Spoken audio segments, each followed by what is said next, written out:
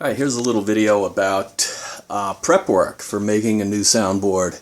Some of the things that I do, I haven't even got the panel yet, but I'm starting to select out some of the wood that I'm going to use, the ancillary pieces of wood, like the bridge caps are quarter sawn maple, which here's an example of what that means. And in theory, it's pretty simple. I mean, I'm going to pull the pins out of here. I'm going to plane this top off. I don't know if you can see it or not, but there's the line. You can see where the cap was. That cap is about, let's say, half the size of this. So let's lay out some of the wood here. This cap is much thicker, so I've got this much thicker piece of wood, which is the same, and this is how rough I'm going to just lay them out with big, gross pencil lines right now.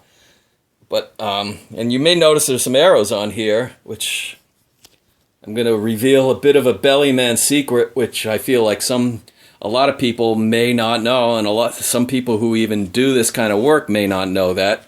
I don't feel like I'm giving away the entire years of my apprenticeship, but I give away a few pieces of it. Plus, if I do get Alzheimer's pretty soon, then I may need to look at these videos to remember that.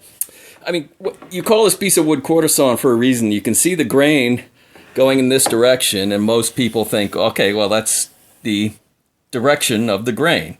And when you're planing this edge, or whether you're planing this edge, you look at the direction of that grain, and you can see, and you would describe it as, the grain is rising here. If it's running out here, which I can't see with this camera, whether it's running in or running out, it doesn't matter. If the grain runs out like this, and you would want to plane it in this direction so that you're not planing against the grain. If I was planing in this direction and the grain were running out like this, it would chatter. It would the plane would not like it. It would rather go in this direction. Now, why am I saying that? Because there's a secondary grain, which I think a lot of people don't realize. Is like, even if I just push my hand like this, it feels one way. If I pull my hand back like this, it feels rougher. It's not as smooth. Now, why is that important? So that tells me that the grain is also rising up like this along here. Now, why do I want that facing forward?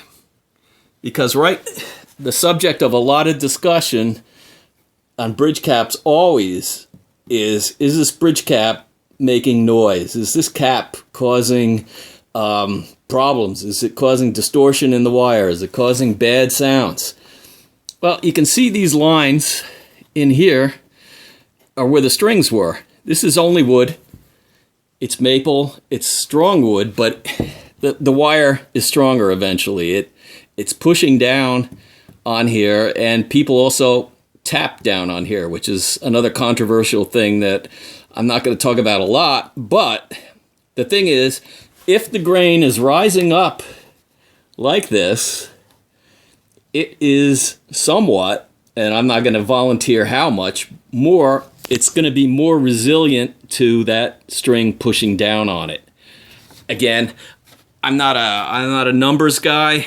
I can't tell you how much, but you could, you could talk about the fact that if I hit this end grain with a hammer here, and woodworkers will understand that, it's going to make an X amount of a dent.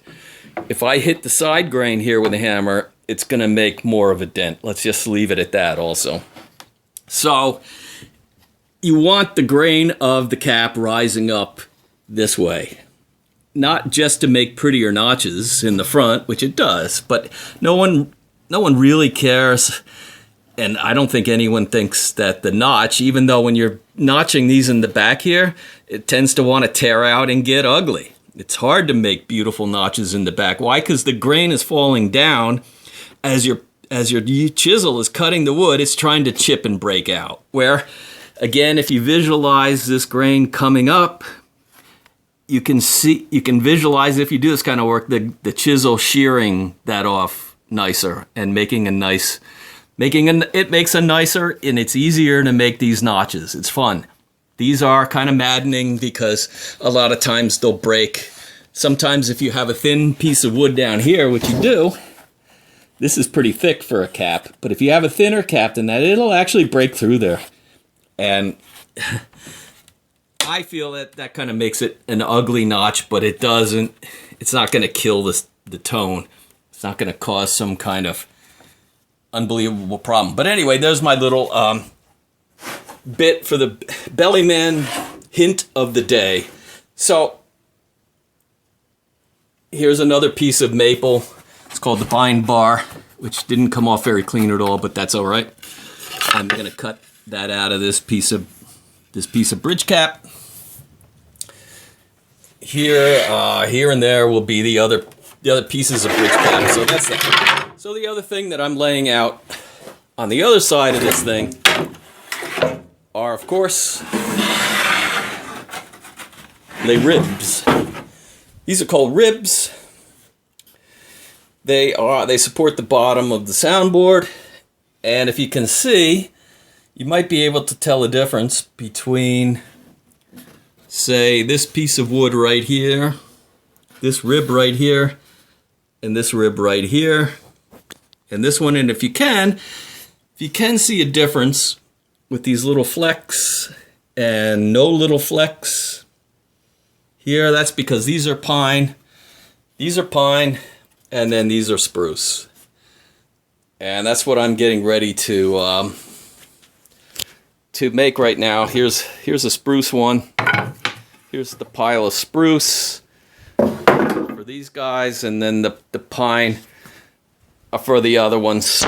And when I'm selecting these, I'll look at a couple things, mostly the color. I mean, I don't care about the color on these little ones up here, but then I'll also do this weird thing where I'll take these and go like this and listen to them, just to see if you can see any kind of cracks or hear any kind of cracks or misbehavior coming out of these things. I mean, the next thing to look at is what they call the quarter. Again, these are quartered on this piano, and I have a little leeway.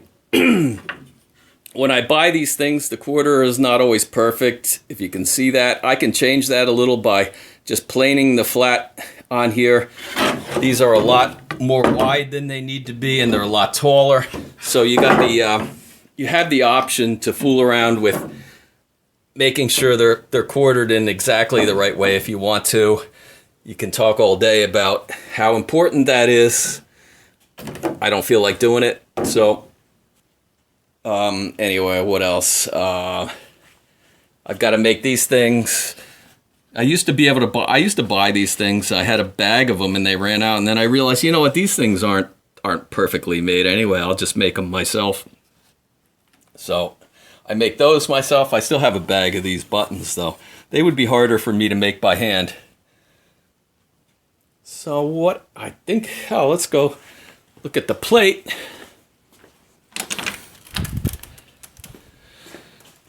The pin block is roughed out, just very roughed out, just one cut so far on the, I'm going to drop it, so I'm not going to show that.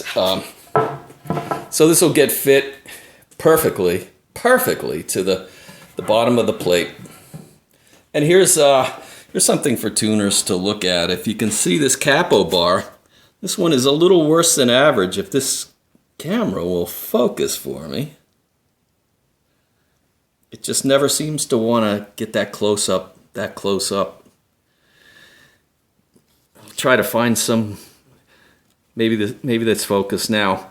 If you can even ignore the grooves and just get to the shape behind it, you can see at the end here, they were not really careful about truly shaping the overall shape, even before the grooves were in there. at that edge. And I hear some tuners talking about a lot of times that these breaks, they call them breaks with the bars are, they hear stuff. There's a couple reasons for that. Something like this could be the reason for it. Also stringers, unless you're a perfect piano stringer like I am, sometimes when you get to these edges, it's hard to loop the string around there.